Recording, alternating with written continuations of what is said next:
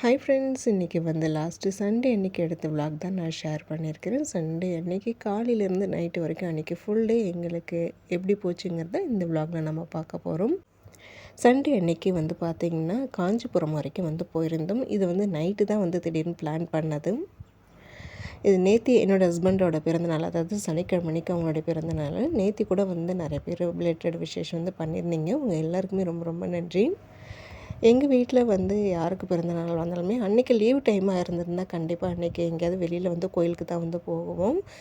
நேற்று அவங்களுக்கு, அதாவது சனிக்கிழமை அன்றைக்கி அவங்களுக்கு பிறந்தநாள், அன்றைக்கி அவங்களுக்கு ஆஃபீஸ் லீவ் போட முடியல. அதனால் நேற்று எங்கேயுமே வெளியில் போகிறதுக்கு இல்லை.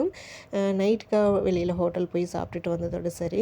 நேற்று வெளியில் போகும்போது தான் சொன்னேன், எங்கேயுமே வெளியில் கூட்டிகிட்டு போகிறதுக்கு இல்லை அப்படின்ட்டு. அதுக்கப்புறமா தான் அப்புறம் பிளான் பண்ணாங்க. சரி, இன்றைக்கி நம்ம காஞ்சிபுரம் போயிட்டு வரலாம் அப்படின்ட்டு. இப்படி வெளியூர் கோயில் போகிற மாதிரி இருந்தோம்னா விடியற் காலமே கிளம்பிடுவோம். ஆனால் அன்றைக்கி வந்து கொஞ்சம் லேட்டாக தான் வந்து கிளம்பணும். அதுவும் காஞ்சிபுரம்னாலே ஃபஸ்ட்டு காமாட்சி அம்மன் கோயிலுக்கு தான் வந்து போகும். அதுவும் ஃபஸ்ட்டு அங்கே முதல் கால பூஜை நடக்கும் இல்லைங்களா, காலையில் 6 மணிக்கெலாம் அங்கே கோயில் இருக்கிற மாரியே வீட்டிலேருந்து கிளம்பிடுவோம். ஆனால் அன்னைக்கு வந்து மெயினாக நாங்கள் வந்து காஞ்சி பெரியவா கோயிலுக்கு போகிறது தான் வந்து பிளானும். காஞ்சி பெரியவா கோயிலில் மதியம் இந்த 12:30 மணிக்கு வந்து தீபாதரணை காமிப்பாங்க. அந்த ஒரு பூஜை நடக்கும். அந்த பூஜையில் கலந்துக்கலான்ட்டு தான் வீட்டிலேருந்து கொஞ்சம் லேட்டாகவே கிளம்பலாமேன்ட்டு வந்து கிளம்பணும். டைம் இருந்ததுன்னா மற்ற ஏதாவது 1-2 கோயில் போயிட்டு வரலான்ட்டு தான் வந்து பிளான் பண்ணியிருக்கிறோம். காஞ்சிபுரம்னாலே வந்து காஞ்சி பட்டு சிலைக்கு மட்டும் கிடையாதுங்க. கோயில் ரொம்ப ரொம்ப ஃபேமஸ். நிறைய கோயில்கள் வந்து இருக்குது. அதில் நான் வந்து ரொம்ப பழமையான கோயில்கள் ஒரு 4-5 கோயில்கள் மட்டும்தான் வந்து பார்த்துருக்குறேன். நிறைய கோயில்கள்லாம் பார்க்க வேண்டியதெல்லாம் இருக்குது. காஞ்சிபுரத்தில் இருக்கிற மற்ற கோயில்கள்லாம் வந்து பார்க்குறதுக்கு நம்மளுக்கு எப்போ சந்தர்ப்பம் கிடைக்குன்னு வந்து தெரியல. எங்கேயாவது நம்மளுக்கு பிடிச்ச இடத்துக்கு எங்கேயாவது வெளியில் கிளம்புற மாரி இருந்தோம்னா எனக்கு முதல் நாள் நைட்டெல்லாம் தூக்கமே வந்து வராதுங்க. ரொம்ப ஹாப்பியாக வந்து இருக்கும். அதுமாரி தான் நைட்டு ரொம்ப நேரமாக தூக்கமே வரல. இருந்தாலுமே காலையில் கொஞ்சம் சீக்கிரமாகவே வந்து எழுந்திரிச்சிட்டேன். எழுந்திரிச்சதுமே முதல் வேலையாக தெருவாசல் வேலையெல்லாம் வந்து பார்த்துட்டு அதுக்கப்புறமா நானும் ரெடி ஆகிட்டு அதுக்கப்புறமா தான் கிச்சன் வேலையை பார்க்க வந்தேன். நேற்று வச்ச இட்லி சாம்பாரும் வந்து அப்படியே இருக்குது, மாவும் இருக்குது. தோசை சுட்டு சாப்பிட்டுட்டு அதுக்கப்புறமா கிளம்பணும். ஆனால் எனக்கு சாப்பிடணும் போல் இல்லை. நான் டீ மட்டும் வந்து குடிச்சிட்டு கிளம்பிட்டேன். வீட்டிலேருந்து ஒரு 8 மணிக்கு மேலே தான் வந்து கிளம்பணும். நம்ம அங்கே ஏரியாவிலே இருக்கிற சிவன் கோயிலுக்கு போய் நவகிரகங்களுக்கு வந்து விளக்கெலாம் வந்து போட்டுட்டு அதுக்கப்புறமா தான் வந்து காஞ்சிபுரம் வந்து அங்கேருந்து கிளம்புறதுக்கு ஒரு 9 மணிக்கு மேலே வந்து ஆயிடுச்சு. கரெக்டாக ஒரு 11:30 மணி போல் வந்து காஞ்சி பெரியவா கோயிலுக்கு வந்து போயிட்டோம்.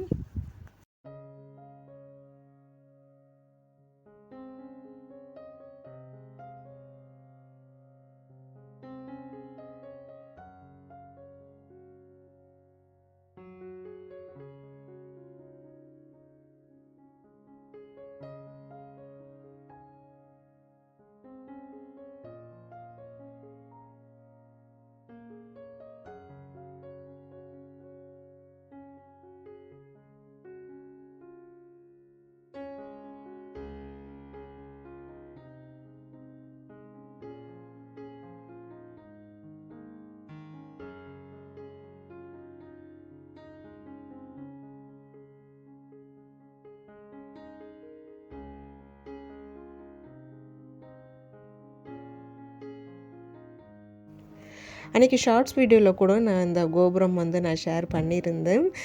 இது எந்த கோயில் கோபுரம் வந்து தெரிஞ்சவங்க கமெண்ட் பண்ணுங்கன்னு சொல்லிட்டு நம்மளுடைய சப்ஸ்கிரைபர் பாரதி அம்மா கரெக்டாக வந்து சொல்லியிருந்தாங்க. அப்புறம் இன்னொரு சிஸ்டர் கூட நான் காஞ்சிபுரம் வந்திருந்தீங்களா, நாங்கள் காஞ்சிபுரம் தான் அப்படின்னு வந்து சொல்லியிருந்தீங்க. அப்புறம் நம்மளுக்கு தெரிஞ்ச சிஸ்டர் வந்து நம்மளுடைய சப்ஸ்கிரைபர் தான், அவங்களுக்கு காஞ்சிபுரத்தில் தான் வந்து இருக்கிறாங்க. எனக்கு காஞ்சிபுரம் வந்ததுமே இந்த சிஸ்டர் ஞாபகம் தான் வந்தது. அவங்களுக்கு ரீசெண்டாக இப்போ குழந்தை வர பிறந்திருக்கு, பார்க்குறதுக்கு முடியல. இது திடீர் பிளானுங்கிறனால நான் எதுவுமே வந்து ஷேர் பண்ணுறதுக்கு முடியல. அப்புறம் நம்மளுடைய சப்ஸ்கிரைபர் அம்லு அம்மா கூட வந்து நேற்று கால் பண்ணி பேசினாங்க. நீ காஞ்சிபுரம் வந்திருக்கிறேன்னு சொல்லியிருந்தேன், நானே நேரில் வந்து உன்னை பார்த்துருப்பேனே அப்படின்னு சொல்லிட்டு. அவங்க இங்கே பக்கம் திருத்தணியில் தான் வந்து இருக்கிறாங்க. அதனால் அவங்களுக்கு ஒரு 3/4 மணி நேரம் தான், நீ சொல்லியிருந்தா கூட நானே வந்திருப்பேனே அப்படின்னு சொல்லிட்டு இருந்தாங்க நேற்று. ஞாயிற்றுக்கிழமை அன்றைக்கே போயிருந்தோம் இல்லைங்களா, அன்றைக்கி வந்து கோயிலெல்லாம் சரியான கூட்டம் தான். ஆனால் காஞ்சி பெரியவா கோயில் அந்தளவுக்கு கூட்டம் இல்லை. ஏகாம்பரநாதர் கோயிலில் தான் வந்து கூட்டங்க. ஆனால் வந்து கோயில் கோபுர தரிசனம் மட்டும்தான் வந்து பார்த்தோம். ஏகாம்பரநாதர் கோயிலுக்குள்ளே போகிறதுக்கு முடியல. அன்றைக்கி சாயங்காலம் அந்த கோயிலில் வந்து தங்க தேரோட்டம் ஆடம் பிடிக்கிறாங்க. அதனால் வந்து அமைச்சர்கள்லாம் வராங்களாட்டுக்கு. அதனால் காலையிலேருந்து கொஞ்சம் பலத்தை பாதுகாப்பாக தான் வந்து இருந்தது. கூட்டமாகவும் இருந்ததுனால கோபுர தரிசனம் மட்டும் தான் வந்து பார்த்தோம். கோயிலுக்குள்ளே போக முடியல. அதுவே மனசு கொஞ்சம் கஷ்டமாக இருந்தது. இங்கே காஞ்சி பெரியவா மடத்துக்கு போயிட்டு அங்கே ஒரு 1.5 மணி நேரத்துக்கு மேலே ஆயிடுச்சு. அங்கே வந்து பூஜை வந்து அன்றைக்கி வந்து பண்ணலை. ஏன்னா இங்கே ஏகாம்பரநாதர் கோயிலில் வந்து விசேஷமாக இருக்குங்கிறனால அன்றைக்கி விடியற்காலமே வந்து காஞ்சி பெரியவா கோயிலில் வந்து ஒரு 3:30 மணிக்கெலாம் பூஜையை முடிச்சிட்டாங்களாம். அது 12:30 மணி பூஜை இல்லை அப்படின்னு சொல்லிட்டாங்க. அதில் போயிட்டு அங்கே ஒரு மணி நேரத்துக்கு மேலே அங்கேயே வந்து உட்காந்துருந்துட்டு அமைதியாக வந்து சாமி தரிசனம் பண்ணிவிட்டு அதுக்கப்புறமா வந்து அப்புறம் அங்கே அன்னதானம் வந்து போட்டாங்க. ஃபஸ்ட் டைம் வந்து காஞ்சி பெரியவா கோயில் அன்னதானம் சாப்பாடு வந்து வாங்கி சாப்பிட்டோம். இது வரைக்கும் நிறைய தடவை போயிருக்கோம். இருந்தாலும் வந்து அங்கே அன்னதானம் சாப்பாடு சாப்பிட்டதில் தான் ஃபஸ்ட் டைம் ரொம்ப நல்லா இருந்தது. நாங்கள் போன டைமிங் வந்து அந்த அன்னதானம் போடுற டைமிங் ஆட்டுக்கு கூட்டமும் ரொம்ப கம்மியாக தான் இருந்தது. அதனால் அன்னதானம் வாங்கி சாப்பிட்டுட்டு அதுக்கப்புறமா நேராக இன்னொரு கோயிலுக்கு வந்து போயிருந்தோம். ஏகாம்பரநாதர் கோயிலுக்கு உள்ளே தாங்க வந்து போகிறதுக்கு முடியல. கோபுர தரிசனம் மட்டும் வந்து பார்த்துட்டு அப்புறம் அங்கேருந்து இன்னொரு கோயிலுக்கு வந்து போயிருந்தோம், குபேரன் கோயிலுக்கு. ஏகாம்பரநாதர் கோயிலில் சாயங்காலம் தேரோட்டங்கிறதுனாலே காலையிலேருந்து கூட்டம் ரொம்ப அதிகமாக இருந்ததுங்க. ஈவினிங் அமைச்சர்லாம் வராங்கங்கிறதுனால பலத்த பாதுகாப்பு வர போட்டிருந்தாங்க. உள்ளே போயிட்டு வந்தோம்னா ரொம்ப லேட் ஆகிடும் அப்படிங்கிறதுனால சரி நெக்ஸ்ட் டைம் வந்து பார்த்துக்கலாம் அப்படின்ட்டு இன்னொரு கோயிலுக்கு வந்து போயிருந்தோம். இப்போ ரீசெண்டாக தான் இந்த கோயிலில் வந்து கும்பாபிஷேகம் வந்து நடந்தது. இந்த 48 நாளுக்குள்ளேயாவது ஒரு தடையாவது வரணும்னு நினச்சேன். ஆனால் வந்து வர்றதுக்கு முடியல. இவ்வளோ தூரம் வந்துட்டும் கோபுர தரிசனம் வந்து பார்த்துட்டு தான் வந்து போனோம். அதுதான் கொஞ்சம் கஷ்டமாக இருந்தது. இருந்தாலும் கோபுர தரிசனமாவது பார்த்தோமேன்ட்டு ஒரு பக்கம் சந்தோஷம். அப்புறம் வந்து நம்ம சென்னை வர வழியில் வந்து இந்த குபேர கோயிலுக்கு வந்து வந்திருந்தோங்க. இது நம்ம வந்து ஃபேஸ்புக்கில் வந்து பார்த்தது தான். எங்களுக்கு இவ்வளோ நாளில் வந்து தெரியல. இந்த கோயிலுக்கு வந்து போயிட்டு அப்படியே போகிற வழி தானே அப்படின்ட்டு இங்கே போயிட்டு அதுக்கப்புறமா தான் ரிட்டன் வீட்டுக்கு வந்து போனோம். ஃபஸ்ட் டைம் வந்து இந்த குபேர கோயிலுக்கு வந்து வரும். ரொம்ப ரொம்ப அழகாக இருந்ததுங்க. கொஞ்சம் பெரிய கோயிலாக தான் வந்து இருந்தது. உள்ள கோயிலுக்குள்ளே வரும்போதே வந்து பார்த்திங்கன்னா அன்றைக்கி சண்டேங்கிறதுனால கொஞ்சம் கூட்டமாக தான் வந்து இருந்தது. மற்ற நாட்கள் எப்படி இருக்குன்னு வந்து தெரியல. இந்த கோயிலில் எனக்கு இன்னொன்று ரொம்ப பிடிச்சது என்னென்னு பார்த்திங்கன்னா, எங்கே பார்த்தாலுமே வந்து தொட்டியில் நிறைய செடி வச்சுருந்தாங்க. பார்க்குறதுக்கு எங்கே பார்த்தாலுமே பச்சை பசேல்னு நந்தவனம் மாதிரி ரொம்ப அழகாக இருந்தது. அப்புறம் இந்த கோயிலில் வந்து சித்தர்கள் வாழுகிறாங்க அப்படின்னு சொல்லி நோட்டீஸ் போர்டு நிறைய இடத்துல வச்சுருந்தாங்க. அதுக்கு தகுந்த மாதிரி வந்து அங்கங்கே நிறைய சித்தர்கள் சிலைகள் வந்து வச்சுருந்தாங்க. அதுலேயும் வந்து நல்ல பெரிய அகஸ்தியர் சிலையாக தனி சன்னதியாக வந்து இருந்தது. அன்றைக்கி சண்டேங்கிறனால கொஞ்சம் கூட்டம் அதிகம்தான். ஒரு 1/2 மணி நேரம் வந்து க்யூவில் வெயிட் பண்ணி இருந்து சுவாமி தரிசனம் வந்து பண்ணியிருந்தோம். உள்ள குபேரருக்கு வந்து ரொம்ப சிறப்பான அலங்காரம் வந்து பண்ணியிருந்தாங்கங்க. பார்த்துக்கிட்டே இருக்கணும் போல் இருந்தது.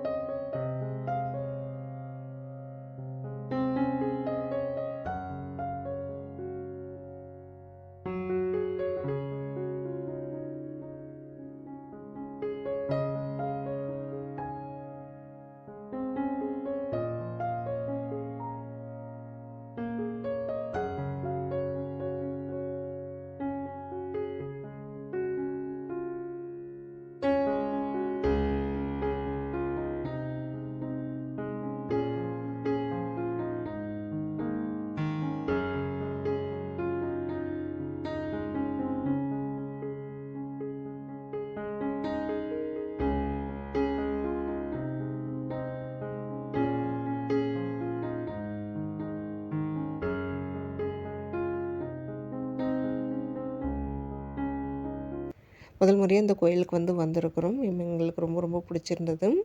அதுக்கப்புறமா வீட்டுக்கு போகிறதுக்கு ஒரு 4 மணி போல் ஆயிடுச்சுங்க. போய் நல்லா ரெஸ்ட்டு தாங்க எடுத்தோம். அதுக்கப்புறமா எழுந்திரிச்சு டீ போட்டு குடிச்சிட்டு ஒரு 7 மணி போல் மார்க்கெட்டுக்கு வந்து கிளம்பியாச்சு.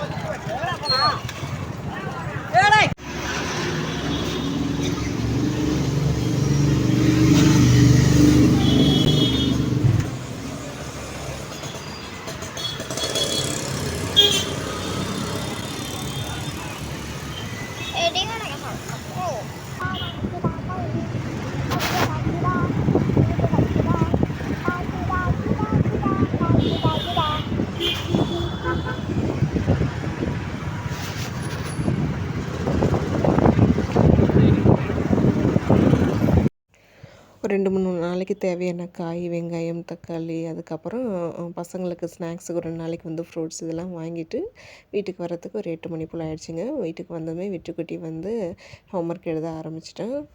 என்னதான் வருதா இல்லையா மட்டும் சொல்லு. காத்து வரும் பாரு.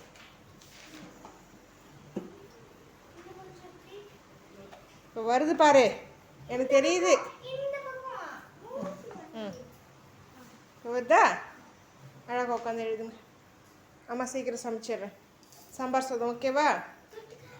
தொட்டுக்க வத்தல். அன்றைக்கி நைட்டு வந்து டிஃபன் எதுவும் பண்ணல. காலையிலேயோட மாவு காலி ஆகிடுச்சி. சாம்பார் சாதம் தான் வந்து பண்ணலான்ட்டு வந்து இருக்கிறேன். வாங்கிட்டு வந்தது எல்லாமே வந்து எடுத்து வச்சுட்டு சாப்பாடு வேலை பார்த்துக்கிட்டு அப்படியே சிங்கில் சேர்ந்துருக்கிற பாத்திரத்தையும் விளக்கிட போகிறேன். அதுக்கப்புறமா வந்து கிச்சன் க்ளீனிங் நம்மளுடைய ரெகுலர் ரொட்டீன் தான் வந்து போயிட்டு இருந்தது. வெளியில் போயிட்டு வந்தாலே ஒரு நோட்டு காலி ஆகிடுதுங்க. ஒன்றுமே ரொம்ப வாங்கலை. அதுக்கே வந்து கிட்டத்தட்ட 300-400 கிட்ட வந்து ஆயிடுச்சு. வெங்காயம் ரேட்டு ரொம்ப அதிகமாகட்டுக்கு கிலோவே 50 ரூபா. ஆனால் தக்காளி ரேட் ரொம்ப கம்மியாக இருந்தது. 4 கிலோ வந்து 100 ரூபான்னு போட்டிருந்தாங்க.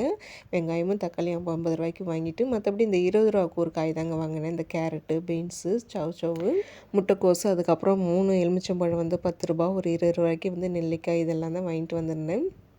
அப்படியே கவருலேருந்து ஃபுல்லாக எடுக்காமல் லைட்டாக ஓப்பன் பண்ணி அப்படியே லைட்டாக காத்தோட்டமாக இருக்கிற மாரி தான் வந்து ஓப்பன் பண்ணி வச்சேன். வெளியிலே வைக்கிறதுனால கவரோடு அப்படியே கட்டினபடியே வச்சுருந்தோம்னா சீக்கிரம் வீணாக போயிடுது. உருளைக்கிழங்கு ஒரு 1/2 கிலோ. அதுக்கப்புறம் வந்து ஃப்ரூட்ஸில் வந்து பார்த்திங்கன்னா சாதனா குட்டி வந்து கொய்யா பழம் தான் வந்து கேட்டிருந்தேன். வெற்றுக்குட்டி பொம்மக்கர்னட்டுக்கு வந்து கேட்டிருந்தேன். அவங்க 2 பேருக்கும் பிடிச்ச மாதிரி அது வாங்கிட்டு வந்திருந்தேன். பழைய தக்காளி வந்து ஒரு 5-6 தக்காளி கிடக்குது. அதை எடுத்து ஃபஸ்ட்டு கீழே வச்சுட்டு இப்போ வாங்கிட்டு வந்தது அடியில் வச்சுட்டு பழசு மேலே வச்சு யூஸ் பண்ணிக்க வேண்டியது. ஃபஸ்ட்டு அது யூஸ் பண்ணிவிடுவேன். இப்போ வாங்கிட்டு வந்ததில் 1, 2 வந்து ஓட்டையெல்லாம் இருந்தது. ஃபஸ்ட்டு இப்போ அது காலி பண்ணிவிடுவேன். இப்போ வாங்கிட்டு வந்த காய்கறிகள் வந்து ஒரு 3 நாளைக்கு வந்து வருங்க. பொரியலுக்கு வந்து கேரட்டு, பீன்ஸு, அப்புறம் இது வாங்க சொல்ல மறந்துட்டேன். கொத்தரங்காய் வந்து வாங்கியிருந்தேன். இது எல்லாமே வந்து பொரியல் மாரி வந்து பண்ணிப்போம். குழம்புக்கு வந்து பார்த்திங்கன்னா ஏதாவது வந்து கடைஞ்சி ஊற்றுற குழம்பு, இந்த கத்திரிக்காய் வத்த குழம்பு, இல்லை காரக்குழம்பு இதுமாரி வச்சுக்கிட்டோம்னா பொரியலுக்கு இதை வந்து யூஸ் பண்ணிக்கலாம். இப்போல்லாம் ரேட்டு ரொம்ப அதிகமாக இருக்குதுங்க. கொஞ்சம் பார்த்து தான் வந்து செலவு பண்ணுற மாதிரி வந்து இருக்குது. இந்த ஒயர் கூடை எல்லாமே வந்து அம்மா போட்டு கொடுத்தது தாங்க. இப்போ இதெல்லாம் காய்கறிகள்லாம் எடுத்து வைக்கிறதுக்கு நல்லா யூஸ் ஆகுது. 2 காய்கறி கடையில் வந்து வாங்கினுச்சு. அங்கே வந்து இந்த கருவேப்பிலை மல்லி தழை நிறையவே வந்து கொடுத்துருந்தாங்க. அதையும் வந்து கையோட க்ளீன் பண்ணி எடுத்து வச்சுட்டேன்.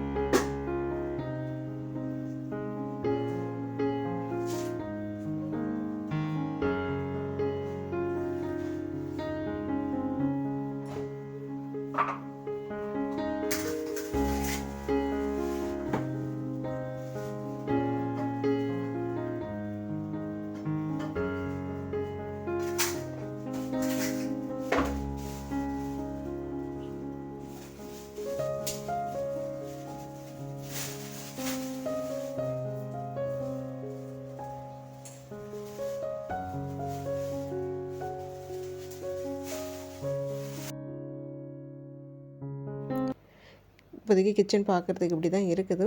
கொஞ்சம் ஃபாஸ்ட்டாகவே வந்து வேலையை வந்து முடிக்க போகிறேன். ஃபஸ்ட்டு என்ன பண்ண போகிறேன்னா சாம்பார் சாதம் வந்து ரெடி பண்ணி குக்கரில் வச்சு விட்டுட போகிறேன். அது சவுண்டு வரத்துக்குள்ளே சிங்கில் சேர்ந்துருக்கிற பாத்திரத்தையும் வந்து விலக்கி விடுவேன்.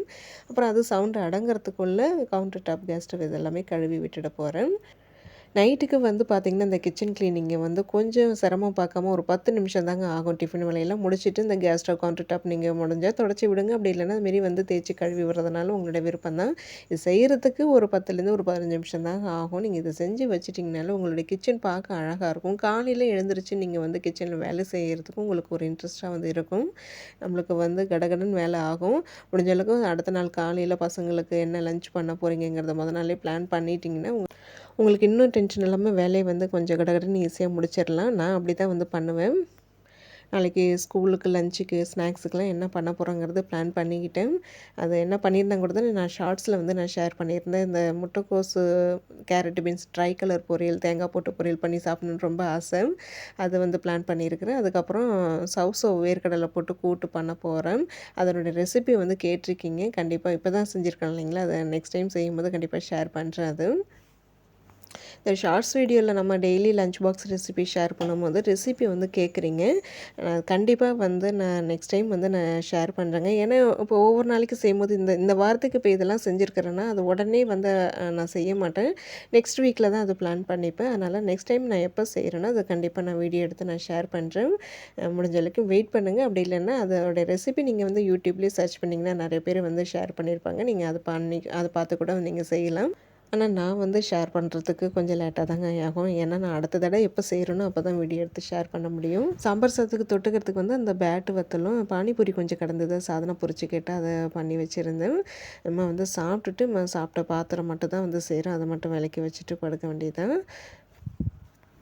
காலையிலேருந்து நைட்டு வரைக்கும் எங்களுடைய பொழுது எல்லாம் இப்படி தாங்க வந்து போச்சு. இதை தான் நான் இன்றைக்கி ஷேர் பண்ணியிருக்கிறேன். நாளைக்கு இன்னொரு விலாகில் பார்க்கலாம்.